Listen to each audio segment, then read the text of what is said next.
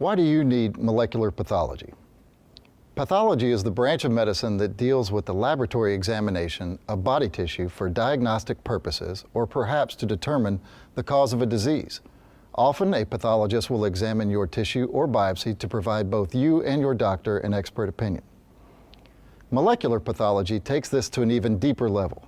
By evaluating a specimen at a molecular level, we can better understand how your tumor is programmed and how it may respond to certain treatments.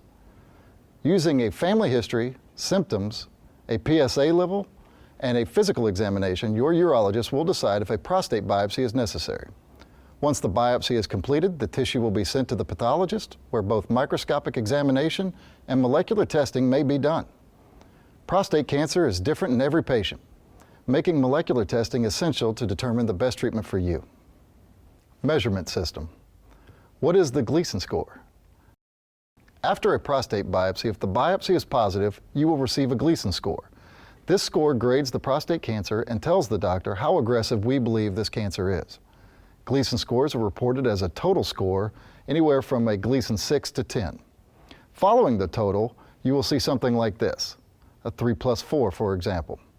This patient has a Gleason score 7 prostate cancer, where the majority of the cancer is comprised of Gleason score 3, but there is a smaller component of more aggressive appearing cancer present. That's the Gleason score 4. Added together, these components equal a total Gleason score of 7. Different molecular pathology tests. At Arkansas Urology, there are 4 primary types of molecular pathology testing that we use to evaluate your prostate cancer. We understand that no one is looking forward to having a prostate biopsy, so we are dedicated to extracting the most information possible from the tissue available. Each of these tests help us to better define the aggressiveness of your cancer. Oncotype. This test is used primarily in instances where the tumor volume sampled is very low and we are gauging the likelihood of there being a more aggressive prostate cancer present that just wasn't sampled. With this test, the pathologist looks at 12 different genes to determine how aggressive your cancer may be. FISH, or fluorescent in situ hybridization. This test requires a very small amount of biopsy material. It provides information on 2 very important genes, the ERG gene, which is the gas gene, and the P10 gene, which is the brake gene. This test is used if we are trying to determine if active surveillance would be an appropriate option for you.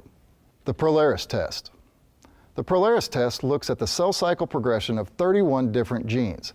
Based on this score, combined with your age, race, PSA, and Gleason score, it predicts your risk of dying from prostate cancer in the next 10 years. Decipher test. Initially developed for whole prostate glands after a radical prostatectomy, it predicts the likelihood of metastasis after a surgery. Now it can be used on needle core biopsy specimens to determine whether more aggressive treatments should be started earlier. Confirm MDX. This test is for negative biopsies when our suspicion for cancer is high.